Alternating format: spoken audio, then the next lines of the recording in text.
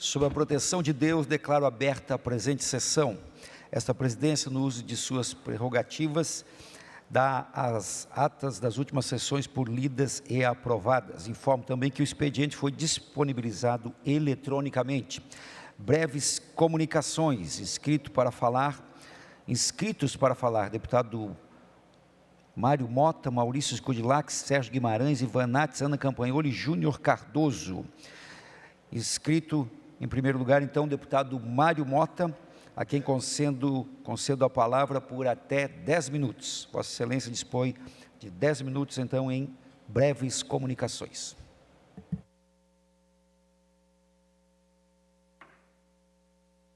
Ilustríssimo deputado Jair Mioto, muito obrigado. Parabenizo pela presidência mais uma vez. Deputados que aqui se encontram presentes, Padre Pedro, Ivan Nates, Maurício Scodilac, demais amigos e visitantes que estão conosco aqui na Assembleia. Senhores, na última semana, eu utilizei esta mesma tribuna para dar voz crescente preocupação dos produtores de cebola do Alto Vale do Itajaí e anunciar a proposição de uma audiência pública para debater ações que sustentem esta cadeia produtiva tão relevante para Santa Catarina. Eu trago uma boa notícia, a audiência pública foi aprovada hoje na Comissão de Agricultura. Se criar um programa nessa direção, também é um gesto claro. A audiência pública foi aprovada na Comissão de Agricultura e deverá acontecer o mais rapidamente possível, muito provavelmente na cidade de Ituporanga. Mas eu peço licença, senhor presidente, e aos colegas agora aquinhoados com a presença da deputada Ana Campanholo, para projetar no telão o depoimento de um produtor de pitaia. Semana passada falamos de cebola, hoje vamos falar de pitaia. O nome dele é Adir Tomasi Pereira. Esta participação do seu Adir foi exibido recentemente pela colunista Thalita de Andrade, do SCC-SBT, mobilizando a sociedade catarinense. O que ele nos traz não é estatística apenas, é a pura e dura realidade. Por favor, senhor Adir. Vídeo que repercutiu nas redes sociais, o produtor desabafa por ter que descartar parte da produção de pitaia por falta de venda. A gente incentiva o pessoal a não plantar mais, porque foi prometida a compra da pitaia nossa aqui. O vídeo foi feito pelo seu Adir, do município de Jacinto Machado, sul de Santa Catarina. Ele explica que foram perdidas aproximadamente 6 toneladas. Sim, eu doei muita fruta.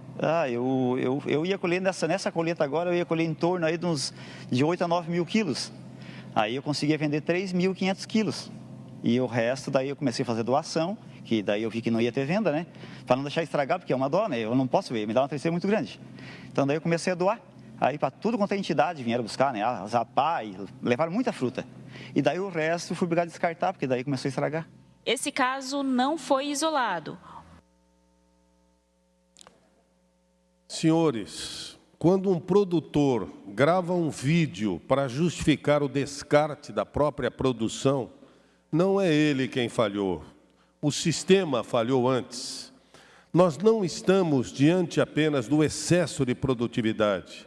Nós estamos diante de uma falha de mercado, da ausência de uma coordenação, da falta de uma estratégia. Na semana passada, eu falei da cebola. Hoje eu trago a cultura da pitaia, ambos em Santa Catarina. O problema é o mesmo, uma falha estrutural na organização do mercado agrícola. E se há algo que deve nos unir nesse parlamento, é a certeza de que trabalho e dignidade não podem terminar em dívida e desperdício. Santa Catarina é o maior produtor de cebola do Brasil e é o segundo maior produtor de pitaia do nosso país, com o sul do estado, região de Jacinto Machado, concentrando cerca de 90% de toda a produção estadual. Mas o que deveria ser motivo de orgulho, a abundância no campo Na cebola, com apoio da Epagre, a produtividade foi praticamente dobrada em pouco tempo. No caso da pitaia, a abundância também transformou para muito sinônimo de angústia. Produtores com pomares repletos da fruta estão sem comprador suficiente. Parte das pitaias, nós pudemos ver ali, nem chega a ser colhida, pois, como disse o seu Adir Tomasi, não compensa economicamente investir mais trabalho em algo que os preços não valorizam. Colheu 8.000 quilos, 3.500 ele consegue comercializar, os demais ele tem que praticamente descartar. Vivemos um paradoxo, a produção aumenta, a qualidade aumenta, mas o mercado não acompanha. Há mais fruta no campo e menos renda para quem produz, além do aumento da dívida, certamente. Aí está a raiz do problema, não é crise de produtividade, é crise de preço, de mercado, de estratégia. Se o mercado falha, cabe ao Estado, pelo menos, ajudar a organizar, porque se a oferta cresce, cabe ao poder público estruturar mecanismos que permitam a ampliação da demanda, garantindo previsibilidade para as próximas safras, abrindo, quem sabe, a possibilidade da exportação do excedente. Quando eu falei da cebola aqui na semana passada, eu deixei claro que a solução não estava em meras declarações, mas em ações públicas concretas.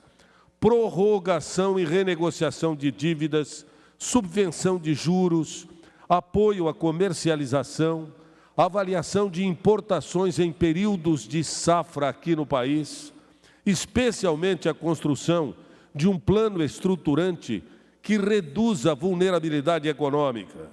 Hoje, diante da pitaia, o diagnóstico estrutural se repete.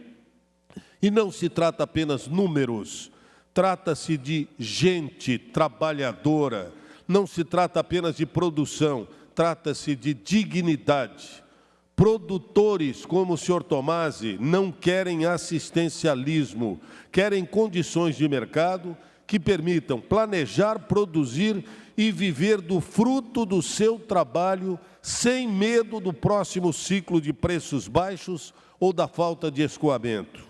Por isso, nesse momento, eu quero reafirmar que protocolei também um requerimento para a realização de uma audiência pública no município de Jacinto Machado, coração da produção da pitaia em Santa Catarina. Não para dar palcos a discurso, mas para ouvir o agricultor, ouvir as cooperativas, representantes dos municípios, governo do Estado, Epagre, Facisc, instituições financeiras e o setor industrial. Precisamos construir soluções a partir da realidade local. Se a agricultura familiar, que é a espinha dorsal da identidade rural dos catarinenses, isso não é figura de linguagem, é a realidade do nosso Estado. Mais de 78% dos estabelecimentos rurais pertencem à agricultura familiar. São 140 mil famílias, aproximadamente, que sustentam boa parte da produção de alimentos do nosso Estado. Não podemos continuar tratando como estatística. Temos que enxergar de que forma podemos ajudá-los, como que realmente são, base econômica, social e cultural do campo catarinense, e agir com a sensibilidade que eles merecem e a estratégia que a atividade exige. E é justamente por isso que essa crise não pode ser reduzida a um problema técnico ou de mercado. Ela ultrapassa planilhas e relatórios, torna-se uma questão moral, porque quando o alimento é descartado por falta de estrutura para comercialização, não é apenas a produção que se perde, é a dignidade de quem produziu, acreditando poder comercializar, que está sendo desprezada. Não permitiremos que a pitaia, ao lado da cebola, pitaia, símbolo de inovação na fruticultura catarinense, vire símbolo de desperdício e de desesperança. Reafirmo o meu compromisso com a realização dessa audiência pública em Jacinto Machado, com o diálogo direto com o governo, com a articulação da bancada federal, para construirmos soluções concretas. Amigos, precisamos sair da lógica da safra e entrar na lógica da política agrícola permanente. O objetivo é simples: garantir mercado, previsibilidade e segurança ao produtor e fazer de Santa Catarina protagonista na construção dessas soluções. E este parlamento não pode se furtar de construir políticas públicas com visão de futuro, planejamento e, sobretudo, humanidade. Porque defender o agricultor é defender Santa Catarina. Porque política pública não é reação, é compromisso. Quem planta alimento não pode colher abandono. Obrigado, senhores.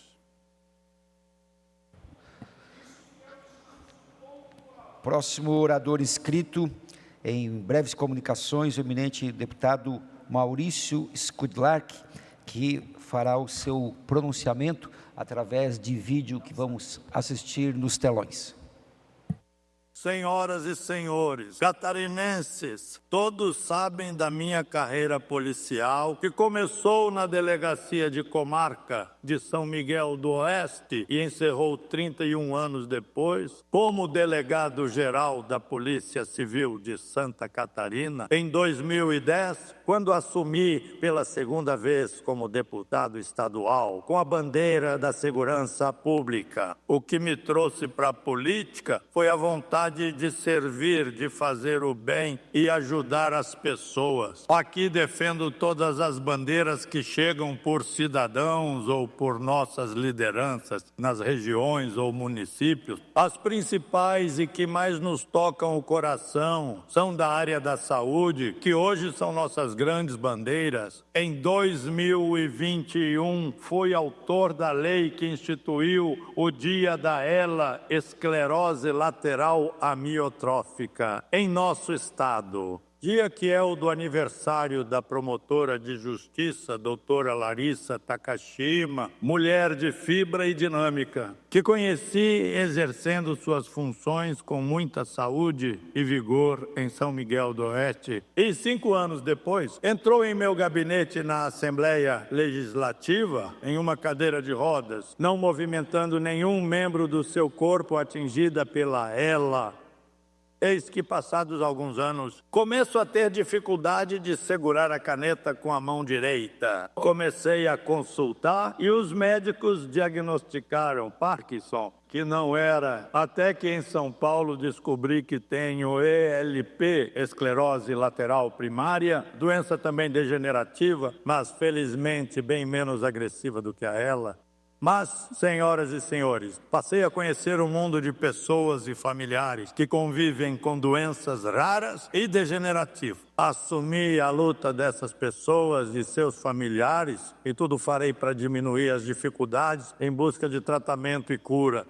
Entendi a alegria e esperança dos pacientes e familiares de pessoas que têm lesão na coluna com a descoberta da polilaminina pela médica Tatiana Coelho de Sampaio, pesquisadora da Universidade do Rio de Janeiro, que tem alcançado resultados maravilhosos com muitos pacientes. Vou encampar a luta para melhorar a busca de tratamento, remédios e cura para essas doenças raras e degenerativas.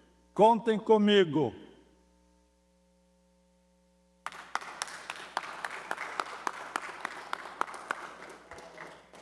Senhor presidente. Muito bem, deputado Mário Mota, pela ordem. O deputado Maurício nos emociona por um aspecto muito importante. Nós reclamamos eventualmente que a internet e as redes sociais são cruéis. Na verdade, a internet e as redes sociais não são nada em juízo de valor. Elas podem ser maravilhosas ou cruéis. Deputado Maurício, inteligentemente com a sua equipe, já nos mostra que a inteligência artificial pode ser maravilhosa se bem utilizada. Um abraço, meu mano. Um abraço. Obrigado, deputado Mário Mota. algo que aprendi desde cedo, que uma faca, por exemplo, é um instrumento muito bom, muito importante, para se fazer muitas coisas, mas também pode ser um instrumento para matar. Uma faca nessa mão tem muitas utilidades, em outra mão pode ser utilizado para matar, e assim é a internet, e assim são muitas coisas na vida. A situação, na verdade, é qual a mão que a carrega. Parabéns, deputado Maurício, muito tocante, e que Vossa Excelência continue firme e forte nessa luta aí, tem toda a nossa torcida, a nossa oração. Muito bem, na sequência ouviremos o eminente deputado, meu correligionário de partido, o deputado Sérgio Guimarães. Vossa Excelência dispõe de até 10 minutos. Enquanto isso, deputado, se me permite, a pedido da nossa eminente deputada Ana Campanholo, queremos registrar a presença da vereadora Verusca de Guaraciaba, que nos acompanha aqui na Assembleia Legislativa nesta tarde. Obrigado, presidente. Antes de entrar de fato na minha fala, no meu discurso, também quero parabenizar o deputado Maurício Scudlark, a sua equipe, por estar aqui conosco. É um guerreiro, um lutador, que fez e continua fazendo um grande trabalho por Santa Catarina. Está aqui, firme e forte, todos os dias, em todas as sessões, conosco, trabalhando e lutando pelo nosso Estado. O Senhor tem meu carinho, o Senhor tem meu respeito, segue firme, com fé em Deus, está em nossas orações. Um beijo no Senhor, na sua família e principalmente em toda a sua equipe que está aqui diariamente. Já nos encontramos várias vezes no governo do Estado, e não arreia, segue firme, tamo junto. Bom, gente, eu quero falar do que aconteceu, novamente a cena se repete na minha cidade, na cidade de Palhoça. Ontem nós vivemos uma noite de caos, de novo, com relação às chuvas e os alagamentos. Em menos de 20 minutos a nossa cidade estava literalmente debaixo d'água, com cenas marcantes, com cenas impressionantes, que eu quero pedir para a nossa assessoria colocar no ar, por gentileza, as imagens da noite desta terça-feira, na cidade de Palhoça. O Corpo de Bombeiros atuando brilhantemente, olha só as imagens, água pelo peito. Olha aí, são imagens desta noite na cidade de Palhoça, onde nós ficamos até quase início da madrugada também, ajudando e trabalhando para as pessoas. Isso virou rotina na nossa cidade. Nós estamos falando da cidade, da 6ª economia do estado de Santa Catarina, onde a prefeitura arrecada, senhoras e senhores, 2 bilhões de reais por ano. Olha essas imagens. Região Central, bairro Caminho Novo, Pagani, Bela Vista, centro de Palhoça. Eu falei com o coordenador da Defesa Civil, ele disse que todos os rios saíram da calha. Na última eleição, na última enxurrada, uma família inteira perdeu a vida, uma família de haitianos. Essa é a situação. E aí eu faço uma pergunta: com a tecnologia que nós temos hoje, com as soluções de engenharia, não é possível resolver os problemas de Palhoça, ou pelo menos diminuir? Porque Biguaçu conseguiu fazer isso, deputado Mário, com plano de macro drenagem 1 e plano de macro drenagem 2. Dá para fazer, mas para isso precisamos ter vontade, competência e gestão. Que me perdoem é o que está faltando em Palhoça. É problema de dinheiro com arrecadação de 2 bilhões de reais por ano no município? Me desculpem, não é. Se precisar de emenda, esse deputado manda. Nós temos pouco recurso, mas mandamos, não tem problema, como já mandamos quase 20 milhões de emenda para Palhoça, para a minha cidade, para a área da infraestrutura, segurança, saúde, educação e por aí vai. Destinamos emenda, prefeito, não tem problema, me coloco à disposição. Vamos enrolar as bandeiras partidárias, vamos tirar as nossas diferenças políticas e vamos pensar na população, porque o caos que nós vivemos ontem à noite foi algo que a gente infelizmente está acostumado a ver. BR-101 completamente parada, porque na marginal da BR-101, em frente ao motel, antes da rótula da 282, enche, parece uma piscina. O Caminho Novo, problema histórico, enche, são as imagens que vocês viram. Bairro Pagani, perto da prefeitura, enche, Centro também enche. Então, São Paulo já fez isso, piscinões, joga para determinado lugar aqueles piscinões, e aí depois vai tirando com bombas. Enfim, existem soluções com a tecnologia que nós temos hoje. Tem que ter vontade, vergonha na cara e respeito pelo cidadão, porque recentemente nós tivemos uma lapada do IPTU na cidade de Palhoça, que ninguém entendeu nada, taxa de lixo nas alturas. Nós precisamos trabalhar para as pessoas, nós somos legislativo, o executivo executa, tem a caneta, mas eu estou aqui para ajudar o meu município, e me coloco à disposição, senhor prefeito, para mandar emenda, para fazer o que for necessário. O senhor é do mesmo partido do governador, peça, vamos lá pedir, vamos lá bater na porta dele e fazer as obras que têm que ser feitas, necessárias no município de Palhoça, porque o nosso povo, a nossa gente não aguenta mais passar por essa situação, não aguenta mais perder móveis, eletrodomésticos, porque isso é corriqueiro. A cada 15, 20 dias, a cada um mês, é enchente, é um Deus nos acuda, é um corre-corre, e infelizmente até vidas já foram perdidas, como na última enxurrada, onde infelizmente uma família de haitianos acabou entrando numa enxurrada e morreu pai, filho e neném. Então, gente, pelo amor de Deus, vamos botar a mão na consciência, Prefeitura de Palhoça. Atenção, senhores vereadores de Palhoça, façam o seu dever também. Vamos para a rua, cobre o prefeito, façam o que vocês têm que ser feito. Foram eleitos para isso pela população, para cobrar e para exigir melhorias na nossa cidade. Obrigado, senhor presidente. Obrigado, deputado Sérgio Guimarães. Na sequência, em breves comunicações também, deputado Ivan Nats. Vossa Excelência dispõe da palavra por até 10 minutos. E, posteriormente, teremos também deputada inscrita, deputada Ana Campanholo e deputado Júnior Cardoso. Com a palavra, eminente deputado Ivan Nats. Cedo minha vez para a deputada Ana Campanholo.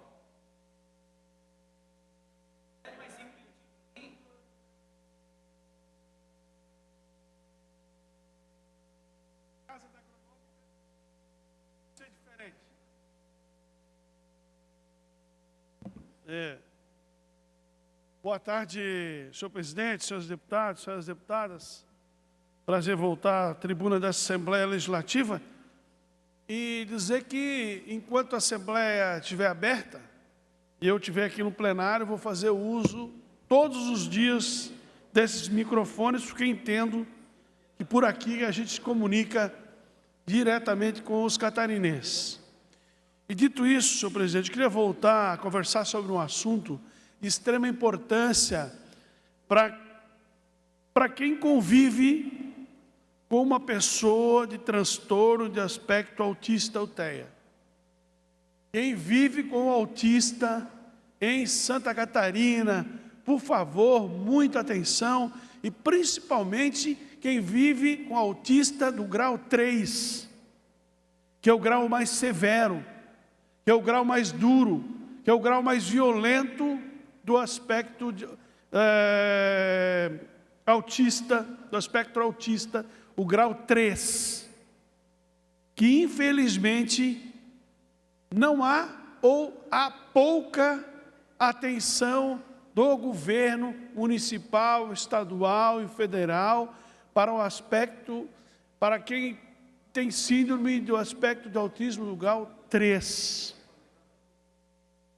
O aspecto do autismo do grau 3 é aquele da violência, é aquele da intolerância, aquele que o sujeito é violento, geralmente adulto, e que os pais têm dificuldade de manter sob vigilância. Os números do aspecto autista em Santa Catarina são alarmantes. São 46 mil crianças diagnosticadas com essa síndrome no estado. 46 mil pessoas em 2025 diagnosticadas com aspecto autista criança. Cerca dessas 46 mil pessoas,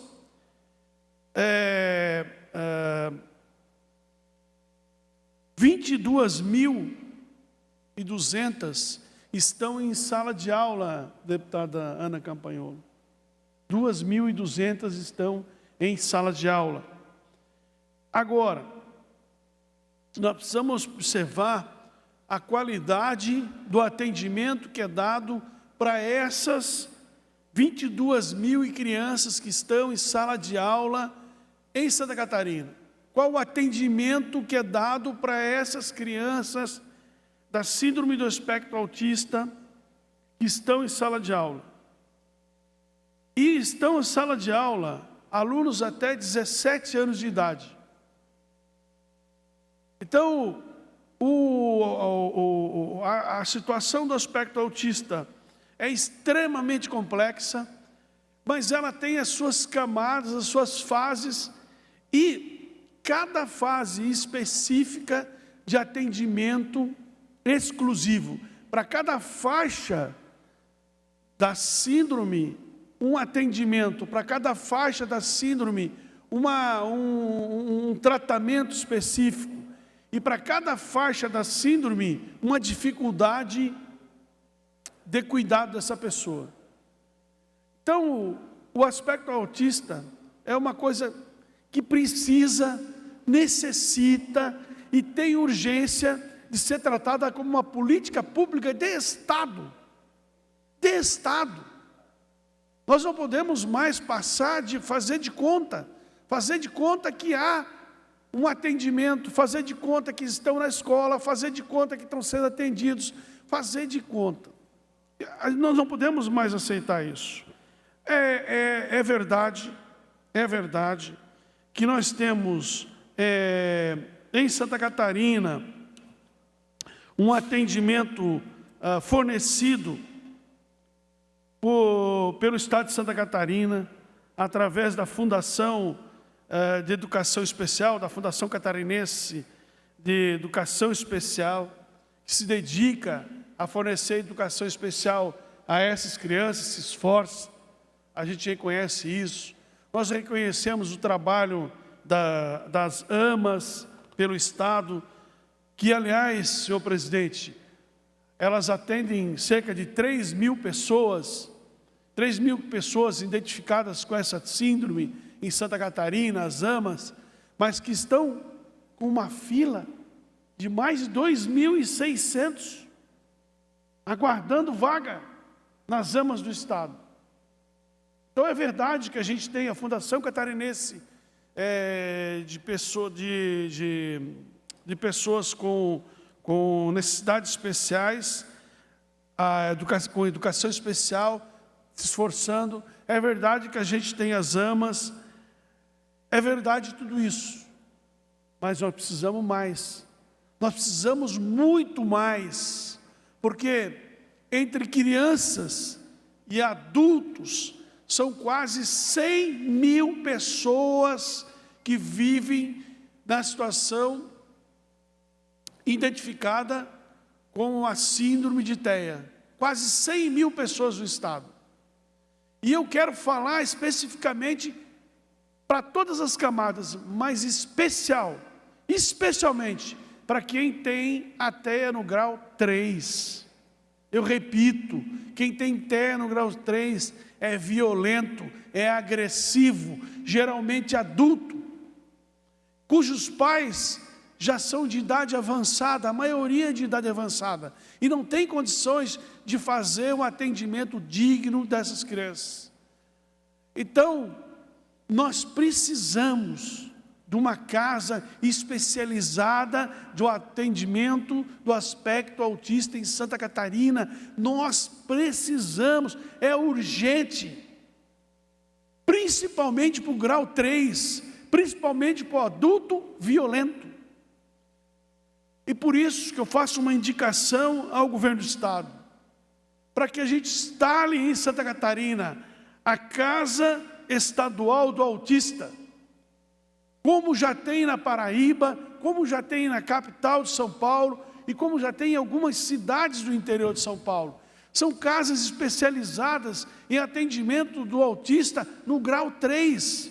Eles atendem todas as camadas, são especialistas, são educadores, são pessoas formadas no atendimento no atendimento à pessoa do aspecto autista, mas principalmente no grau 3. Porque quem tem um jovem, um adulto, dentro de casa com essa síndrome, violento, agressivo, precisa de atendimento especial do Estado. E essas casas do autista, que é referência em São Paulo, que é referência na Paraíba, que é referência no interior do estado de São Paulo, ela merece ser copiada. Merece ser copiada. Nós estamos agora organizando uma visita da Comissão de Pessoas com Necessidades Especiais a essas casas, para poder trazer para cá o convencimento ainda maior de que nós precisamos urgente de uma casa que atenda as pessoas com aspecto autista, mas principalmente no grau 3. Não tem defeito nenhum em copiar, nenhum. Quando é bom, a gente precisa copiar. Então eu faço uma indicação ao governo do Estado, ao governador Jorginho Melo, à Secretaria de Educação, à Secretaria de Saúde e a nossa Fundação de Catarinense de Educação Especial, para que nós, juntos, instalemos a Casa do Aspecto Autista em Santa Catarina, para poder dar suporte para essas famílias que necessitam, muitas vezes, da intervenção do Estado, para que seus filhos não se mutilem, não se cortem, não se mordam, não se violentem, e não violentem a si e a sua família. Então, essa é a indicação que a gente apresenta. Já é a segunda vez que eu volto a essa tribuna para falar disso, da Casa do Aspecto Autista, e que eu peço encarecidamente o apoio da Assembleia, mas principalmente do governador Jorginho Melo. Muito obrigado, senhor presidente. Obrigado, deputado Ivan Nats. Ainda em breves comunicações, escrita a deputada Ana Campanholo, Vossa Excelência dispõe de até 10 minutos.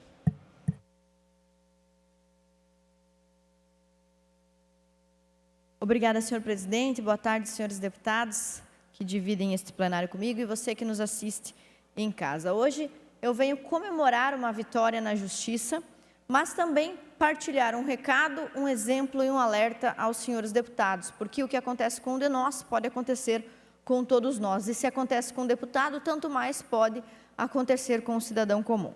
Pois bem, os senhores devem se lembrar que em novembro de 2023 eu subi a essa tribuna para comentar um fato, um acontecimento na reunião da Comissão de Constituição e Justiça. Uma deputada petista suplente apresentou um projeto de lei nesta casa para estabelecer cotas de 20% de reserva de vagas para negros. Esse projeto foi deliberado na CCJ e não por coincidência, o projeto da deputada petista foi avaliado e relatado por um deputado também petista. Evidentemente, o relatório do deputado veio favorável à lei, mas nós estávamos atentos à CCJ e eu levantei a mão e construí um voto verbalmente contrário ao relatório e, convencendo os meus colegas deputados, nós imediatamente ali na sessão mesmo, sem pedido de vista, conseguimos derrubar numa velocidade recorde, derrubar o projeto de lei da deputada petista, derrubando a pauta de cotas para negros em 2023. Nesse momento, uma militante sindicalizada, uma menina sindicalizada, uma moça que ouvia a reunião da CCJ, levantou e me chamou de racista. Eu pedi que ela repetisse a acusação, ela repetiu pela segunda vez que eu era racista, então pedi para que o presidente interrompesse e constasse em ata aquela ofensa, aquela acusação. Ato contínuo, a moça saiu da sala, eu fui atrás da Polícia Militar, pedi que a Polícia Militar registrasse um boletim de ocorrência contra ela, ocasião em que ela, cruzando com a Polícia Militar, repetiu pela terceira vez que deputada Ana Campanholo é racista. Ou seja, ela teve 3 ocasiões para repensar o seu posicionamento e o reafirmou. Então, nós produzimos então uma ata, um boletim de ocorrência e, de posse disso, movemos uma ação contra ela, um processo crime e um processo civil. Pois bem, quais as razões do processo?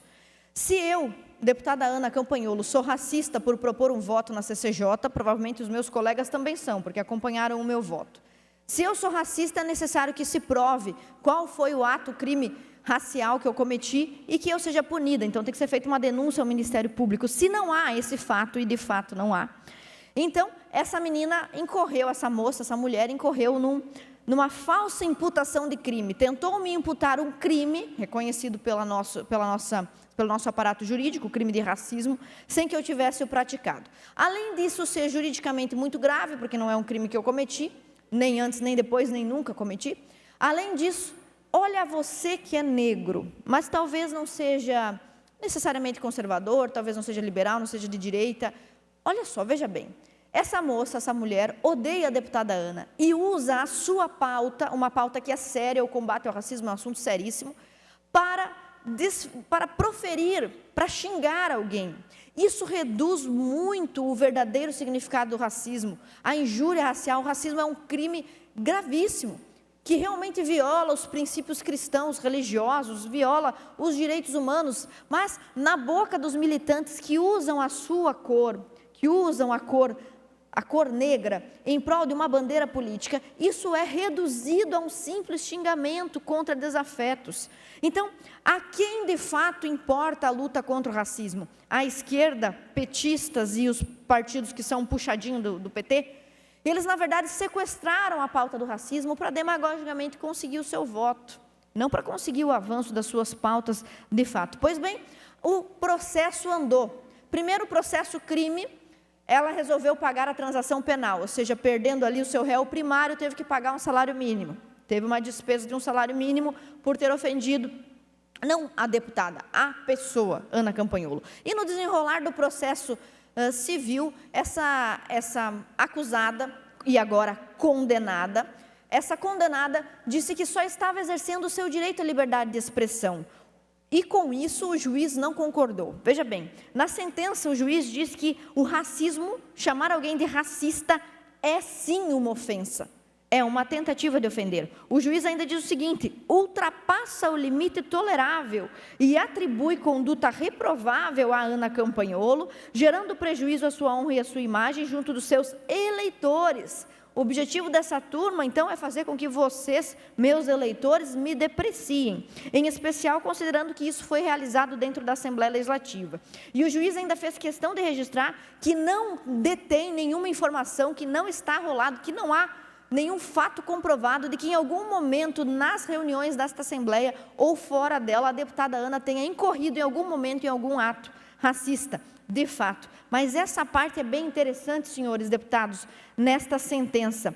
O juiz diz o seguinte: a discordância da requerida, a discordância da deputada, a discordância da acusada com a conclusão da deputada não justifica a atribuição da pecha de racista, pois na democracia, uma vez em debate um projeto de lei, isso interessa a todos os senhores, uma vez em debate um projeto de lei, o parlamentar, goste-se ou não, tem que adotar um dos posicionamentos possíveis. Ou o parlamentar vota sim, ou ele vota não. Então, não é possível que um dos votos que a democracia prevê que eu possa executar seja um crime. E por que isso é muito importante, senhores deputados? Agora vem um alerta, eu queria deixar um exemplo, mas quero deixar também um alerta. Há pouco tempo, isso aconteceu há 2 anos, mas há pouco tempo aqui dentro desse plenário, um deputado de esquerda botou para pautar novamente a discussão sobre cotas raciais. Pegou um microfone, não sei se os senhores perceberam, mas no discurso dele, não sutilmente, explicitamente, tentou inferir uma carga racista no voto de qualquer um de nós, deputados, que não concordássemos com a pauta dele. Olha a gravidade disso. Ou você vota com o meu projeto, ou você comete crime racial. E poucos, na verdade, 1, 2 ou 3 só de nós, nos levantamos, eu fui uma delas, usamos do microfone para denunciar esse dispositivo. Discuta-se o projeto de cotas quantas vezes for necessário, mas para denunciar o dispositivo do deputado de esquerda aqui dentro, dizendo que determinados votos e discursos que nós venhamos a proferir aqui podem ser condenados criminalmente, ou seja, não tenho mais liberdade de votar contra essa cacalhada de esquerda, porque você vai ser imputado um crime contra mim. Pois bem, o resultado do processo contra essa militante, agora condenada, Você condenada que está me assistindo. Que satisfação, né? Não sei se valeu a pena para você me chamar de racista naquele dia, imagino que não. Eu fui abrir a minha conta bancária, na semana passada estava lá, 4.800 e um pouquinho de reais, que eu não vou dizer que vou usar para jantar com a minha família, que seria tosquice. Eu vou usar esse recurso para patrocinar os meus estudos e também os meus projetos que justamente reforçam o meu posicionamento anticotas. Então, você pagou caro e outros como você têm que pagar também. Eu digo isso porque não foi só esse episódio, senhores. Nós temos também um processo tramitando contra um jornalista que me chamou de nazista. Nós temos um processo tramitando, já vencemos algumas etapas, contra uma professora que chamou esta deputada de neonazista em sala de aula. O aluno filmou, nós estamos processando, agradeço a você que filmou. Então, olha só, essa audácia é uma audácia que se repete. E recentemente, depois da discussão do deputado aqui, eu estava na praça, aqui em Florianópolis, com a minha família, tentando aproveitar o meu tempo livre. Coloca na tela para mim. E olha o que estava circulando ali, senhores. Este panfleto aqui, eu peço um alerta, atenção todos os senhores deputados, esse panfleto aqui, ó. Esse panfleto assinado por alguns partidos políticos daqui de dentro.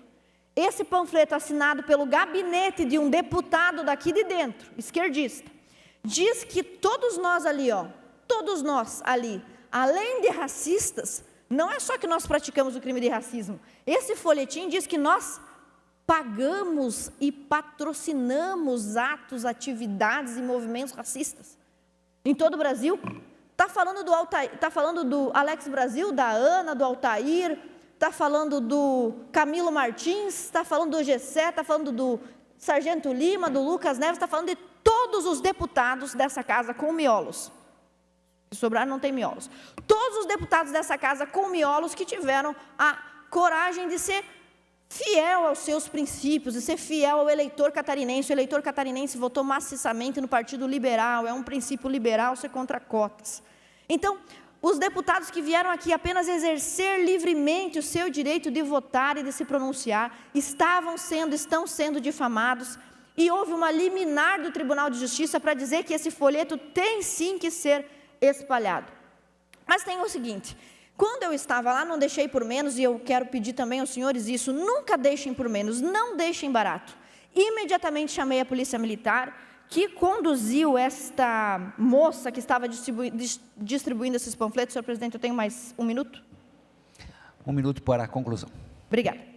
Nós imediatamente, então, pedimos a condução à Polícia Militar, realizamos um boletim de ocorrência, e essa moça foi conduzida à 5ª delegacia, onde teve que prestar depoimento, nós acompanhamos, teve que assinar um ato circunstanciado, me fogem as palavras específicas agora, um termo circunstanciado, obrigado, deputado Sargento Lima, e agora, de posse do boletim de ocorrência, das imagens, nós vamos processá-la também. E o que eu gostaria de sugerir a todos os outros deputados, nós temos os dados de pessoas envolvidas, todos aqui deveriam processar esses militantes de esquerda que não respeitam a democracia no nosso Estado. Um Estado que é majoritariamente liberal, conservador, de direita e que está na mão dessa calhorda antidemocrática.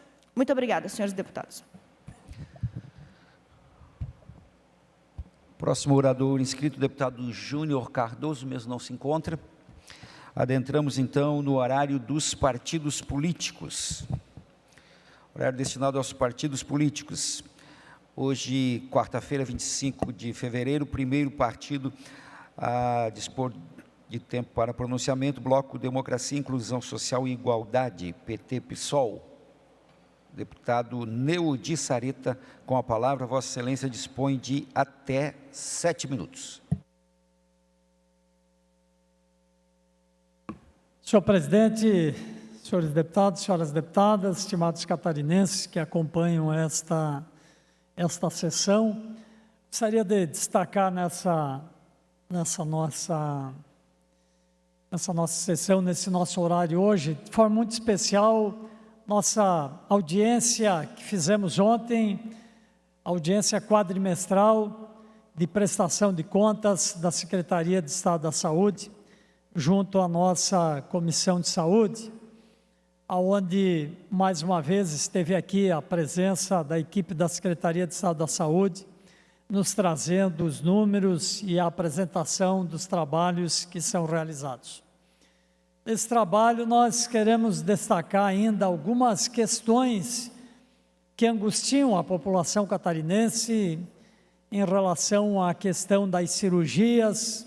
Foi destacado ali o número expressivo de cirurgias, as parcerias, recursos próprios do governo do Estado, recursos do Ministério da Saúde também. Mas nós temos ainda muitos pacientes, especialmente aqueles de cirurgias mais complexas, que aguardam há muito tempo nas filas, de forma muito especial, a fila da ortopedia, que é ainda um karma da população, cirurgias de joelho, de quadril, de ombro. De forma muito especial, a gente espera que seja feita uma ação especial para a agilização desses procedimentos que estão ali angustiando. Uma outra questão importante que debatemos ali, o governo demonstra que pela primeira vez a curva de gastos com a judicialização na área da saúde diminuiu. Diminuiu no ano passado, Juliano, você que é economista e tem feito isso, cerca de 50 milhões de reais. A minha observação sobre isso vai na linha da seguinte preocupação: se essa diminuição é porque os procedimentos foram melhorados, porque não está se providenciando antes do paciente entrar com a ação, então isso é um resultado extremamente positivo. Agora, se isso é apenas pelo fato de que estão sendo deixados de fornecer os medicamentos necessários ou atendimento aos pacientes, e isso está sendo à custa do não atendimento a pacientes, então essa não é uma economia saudável. A gente sabe que determinado medicamento, quando comprado em licitação, cito aqui um exemplo aleatório, o medicamento custa R$5.000, comprado na farmácia, é bem provável que se comprará numa grande licitação por R$1.500, R$2.000. Então, comprar antes, disponibilizar antes, significa uma economia significativa em relação a uma determinação de compra de emergência.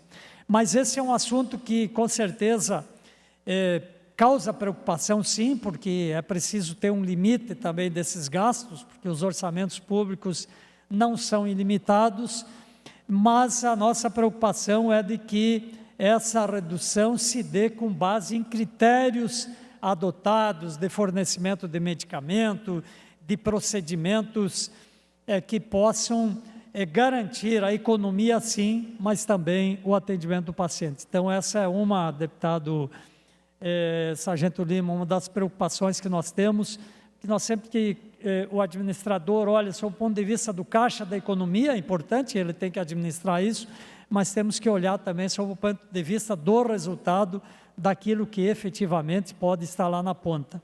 É claro que os recursos limitados, prioritariamente, têm que ser para atendimento das políticas públicas de forma coletiva e não mais direcionado para alguma demanda de forma assim mais particular. Então, eu queria destacar essa audiência pública que tivemos ontem, mais uma, e a aprovação de uma série de ações, de medidas, de audiências públicas que nós vamos ter ao longo desse ano, relacionado à questão de saúde, envolvendo uma série de aspectos, de questões envolvendo pacientes das diversas regiões do Estado, demonstrando mais uma vez uma ação importante e atuação importante da nossa Comissão de Saúde da Assembleia Legislativa. Era isso, senhor presidente, muito obrigado. Na sequência do horário destinado aos partidos políticos, próximo bloco, Podemos, Republicano, Novo. Não havendo quem queira fazer uso da palavra, próximo bloco, PP. Próximo bloco, PDT. Próximo bloco, PL. Para uso da palavra, deputado Sargento Lima. Vossa Excelência dispõe de até 16 minutos.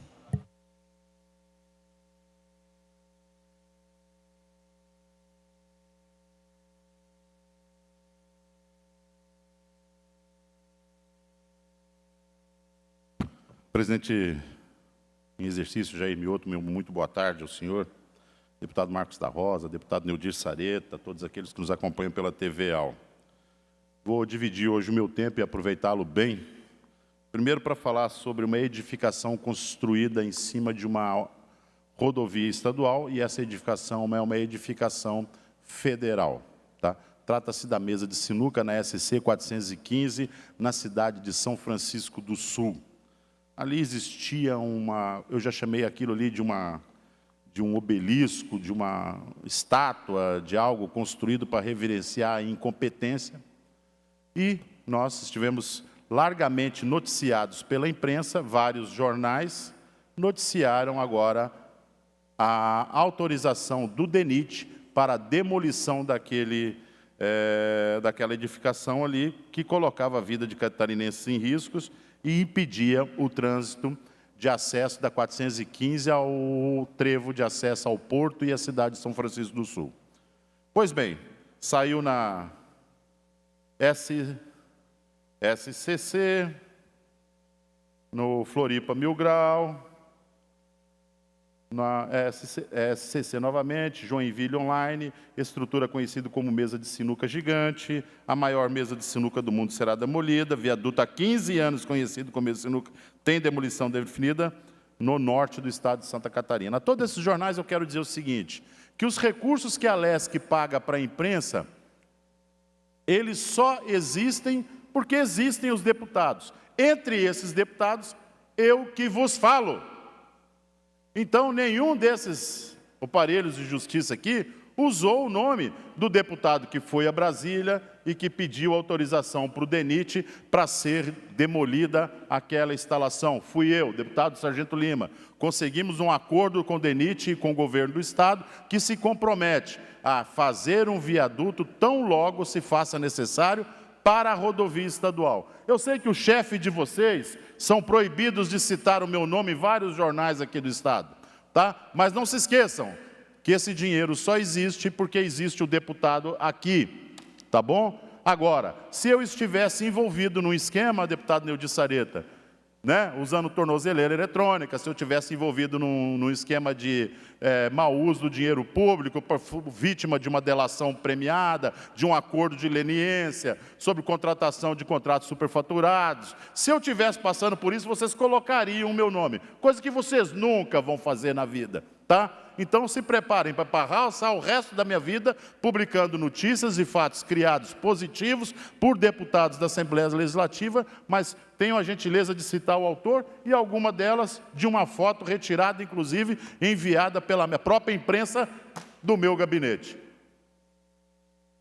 Feito? Então tem que falar. E quando for falar, fale bem das coisas boas que nós fazemos. E ainda, sem sair da 415 e sem sair do trecho da 280, eu trouxe algumas imagens ali para mostrar as notícias também da 280. Vou usar o equipamento dos senhores mesmo da imprensa. Vamos lá. Trânsito intenso da 280, acesso a praias paradisíacas da Cidade Azul, acidente com 3 veículos, rota alternativa 280 Araquari, opção para fugir do trânsito intenso no norte do estado, congestionamentos travam, obras de duplicação na 280, obras que causam lentidão, trânsito complicado na 280, rumo São Francisco do Sul. Nós estamos falando exclusivamente do trecho 1 da BR-280. Quando se fala do trecho 1 da BR-280 e da 415, automaticamente nós pensamos em pessoas paradas no trânsito.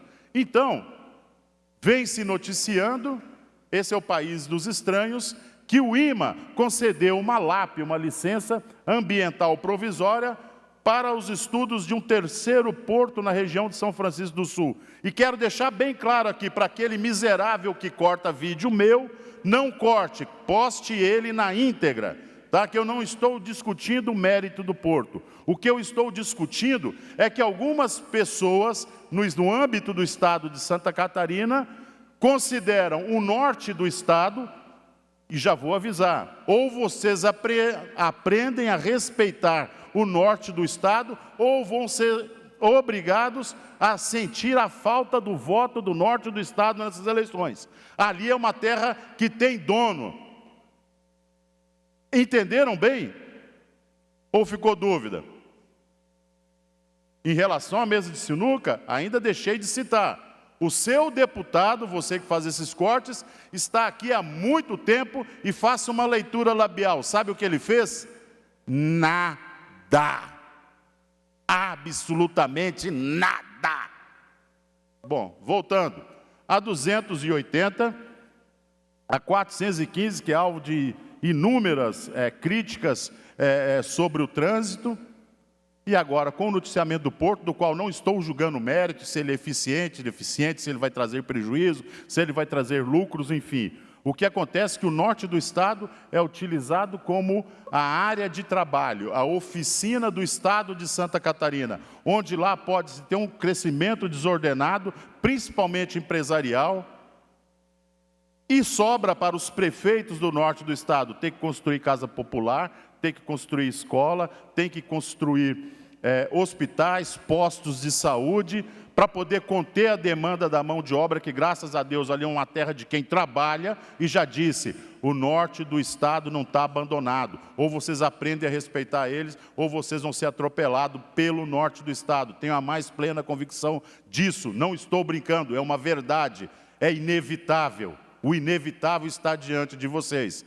Então, e o restante do estado é utilizado, sabe para quê? Para você ganhar dinheiro ali e investir no litoral central do nosso estado. Vai investir em Balneário Camboriú, vai investir em Itapema, vai investir em Meia Praia, mas lá as nossas praias podem ser sucateadas. A nossa praia, ela pode ter a construção de um segundo porto que não vai comportar, se com apenas um porto. Apenas um porto, a 280 não comporta, a 415 não comporta. Nós vamos colocar um segundo que é bimoidal, que vai trabalhar com grãos e carga containerizada. Onde que nós vamos colocar esses veículos? Onde estarão esses carros? Sem contar que, não vou entrar nas questões ambientais do IMA, como eu disse, concedeu uma LAP, e essa LAP aí me espanta quando o sujeito não consegue abrir uma pastelaria, uma oficina por falta de licença ambiental e consegue uma de um porto, provisória, derrubando uma lei municipal de São Francisco do Sul. Derrubar uma lei municipal da criação de um parque. O IMA, como eu disse, tem gente que tem dificuldade de abrir uma oficina mecânica, tem gente que tem dificuldade de abrir uma serraria pequena atrás da casa, porque não é permitido, um posto de gasolina não pode abrir, mas um porto pode. Como eu disse, vivemos no país da estranheza. Me causa espécie e me causa espanto. E nas justificativas para isso, que isso poderia pressionar o governo para uma duplicação da 280 ou para melhorias na 415, que iria sofrer também o impacto desse trânsito todo. Vem cá, aquela cidade tem 500 anos de idade. Vamos falar aqui dos últimos 40 anos em Santa Catarina, quem que fez alguma coisa pelo trecho 1 da 280? Efetiva para resolver o problema. Parem de pensar que aquilo ali é uma terra sem lei, que o norte do estado é uma terra sem lei, que tem que ter um crescimento desordenado. Primeiro se abre a empresa e depois se pensa em logística, trânsito, escola, infraestrutura, saúde. Como é que essa carga vai chegar até ali? Então, vamos fazer o seguinte, todos aqueles que se mobilizaram tanto, que se articularam tanto para que esse projeto dê certo, una as forças com a gente, eu sou disposto a trabalhar com qualquer um. Muitas vezes a pessoa lá e eu aqui, por causa das nossas diferenças ideológicas. Mas vamos começar de onde realmente é o correto que se parta as coisas. Vamos falar primeiro de uma duplicação da 280? Vamos falar primeiro disso?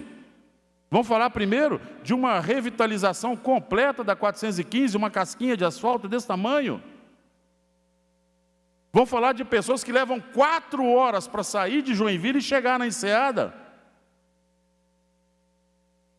Isso em condições de temporada, obviamente, não vou ser injusto. Fora da temporada, isso aí fica em 1h30, o que era para ser feito em 40 minutos. Que falta de responsabilidade. Transformar uma das mais belas praias do Brasil sem nenhum planejamento, sem nenhum estudo, sem ter rodovia pronta, sem ter nada. Nenhuma infraestrutura logística pronta para receber um empreendimento dessa magnitude. Não estou, de novo, não estou discutindo o mérito, se ele é bom ou se ele é ruim. Isso nós faremos mais tarde.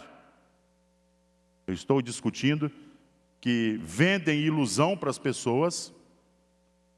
Já tivemos históricos aqui em Santa Catarina, deputado Neudil Sareta, que eles falam, nós vamos trazer uma empresa para cá, vai dar 5.000 empregos. No final das contas, contrata 500 pessoas, 250 são de outro estado que eles trazem ainda. E lá para o município fica o Recal, lá para o município fica Casa Popular, lá para o município. E prefeito vem aqui na LESC, uma emenda, pelo amor de Deus. Vamos conversar com o governador para liberar a Casa Catarina, por favor, por caridade de Deus. Aí fazem fila aqui na frente e protestam. Ai, tudo pela recuperação da rodovia e tal. E a gente bota vídeo de buraco no plenário da LESC. E o problema não se resolve e a culpa é de quem? Do político. Quem paga a conta somos nós no final da conta. Quem paga por isso aí somos nós. Então nós estamos nos adiantando nesse processo. Crescimento desorganizado, principalmente diante da nova reforma tributária que nós temos, que nós vamos ter que mexer na matriz econômica dos municípios.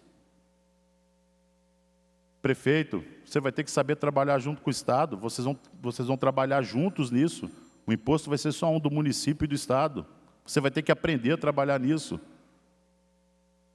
Então, como eu já disse, ou aprendam a respeitar o norte do Estado. Ali não é a oficina de quem vive ali, ganha dinheiro e investe em outra região. Encher uma região de galpão, de empresa, de forma desordenada. Aí reclama. Encher de loteamentos à margem da BR, usando uma BR como via de acesso. Todo mundo já ganhou dinheiro ali. Se o dinheiro ainda ficasse na nossa terra, melhor ainda. Mas o dinheiro não fica ali. Não fica na nossa região, não. O nosso dinheiro é usado para demolir um prédio novo, para construir um prédio mais novo, ainda mais alto, em Balneário Camboriú. Nós sabemos muito bem. Tem CEP e CPF. Então não nos faça de bobo. Essa discussão ela tem que ser feita dentro da LESC. Esse tipo de autorização. E o IMA, como eu disse, o sujeito não consegue abrir uma oficina, não consegue uma licença ambiental para um posto de gasolina. E para um porto consegue de forma tão rápida, tão célere, isso aí me causa espanto, me causa espécie.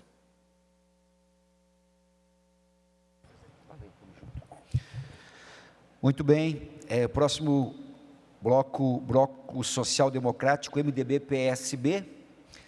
E, por fim, bloco União, PSD, PRD. Não havendo inscrições, suspendemos, então, a presente sessão até às 16 horas, quando retornamos para a ordem do dia.